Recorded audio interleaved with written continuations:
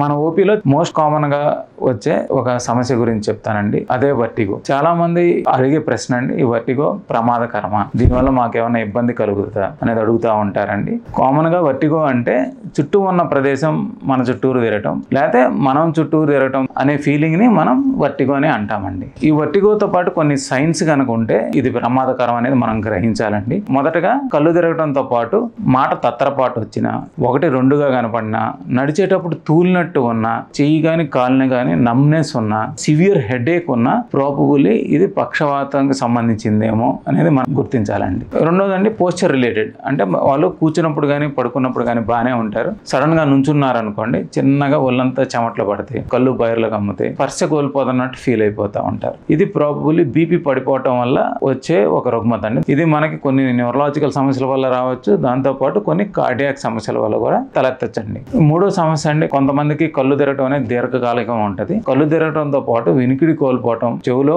గుయ్యి అనే శబ్దం రావటం, దాంతోపాటు కొంతమందికి తలనొప్పి కూడా వస్తూ ఉంటుంది, నడిచినప్పుడు ఒకవైపు తూలినట్టు ఉంటారు. ఇది మెదడులో ఉన్న కణితుల వల్ల ఈ సమస్య అనేది రావచ్చండి. కళ్ళు తిరగటం అనేది చాలా సార్లు బెనైన్ కాజెస్ వల్లే రావచ్చు, ఎటువంటి ప్రమాదం ఉండకపోవచ్చు. కానీ పై చెప్పిన సైన్స్ మీకు కళ్ళు తిరగడంతో పాటు కనుక ఉంటే వెంటనే జాగ్రత్త పడి దగ్గరలో ఉన్న మన న్యూరాలజిస్ట్ ని కలిసి సమస్యకు తగిన పరిష్కారం అనేది చూపగలుగుతారండి. Thank you.